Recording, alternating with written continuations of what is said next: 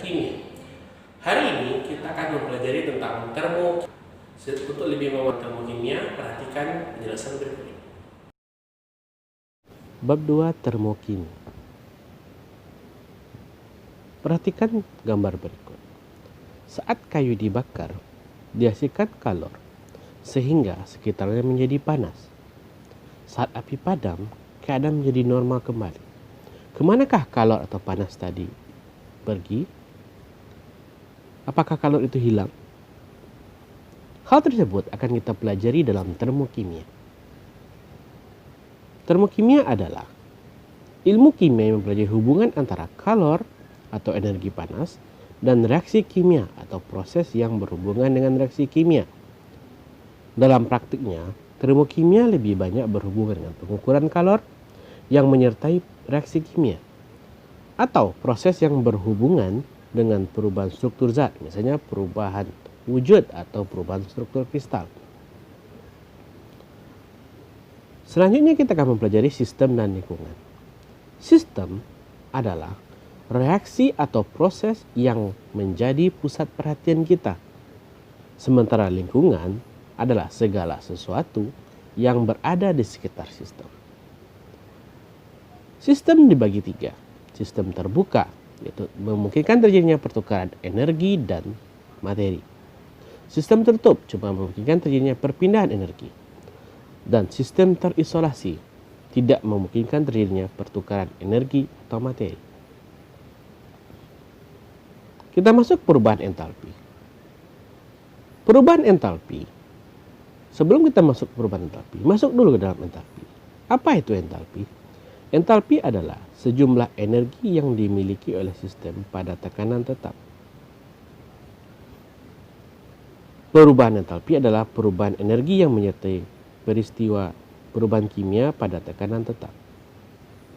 Entalpi reaksi bergantung pada keadaan awal dan keadaan akhir. Sehingga delta H sama dengan entalpi awal dikurang dengan entalpi akhir. Kita masuk ke dalam jenis reaksi dalam termokimia. Reaksi dalam termokimia ada dua, yaitu reaksi eksoterm dan endoterm. Reaksi eksoterm secara mudahnya adalah reaksi yang melepaskan kalor. Sementara reaksi endoterm adalah reaksi yang membutuhkan kalor. Contoh dari reaksi eksoterm adalah reaksi pembakaran metanol. Dan contoh reaksi endoterm adalah reaksi fotosintesis. Perhatikan perbedaan dari reaksi eksoterm dan endoterm berikut. Pertama kita bahas reaksi eksoterm.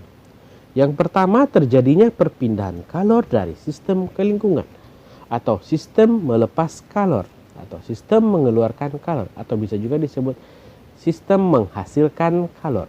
Jadi istilahnya sistem menghasilkan kalor. Yang kedua, entalpi hasil reaksi lebih kecil dari entalpi pereaksi sehingga nilai dari delta H adalah negatif atau mengeluarkan kalor atau menghasilkan kalor. Yang keempat, suhu akhir lebih besar dari suhu awal sehingga terjadi kenaikan suhu. Contohnya fermentasi glukosa.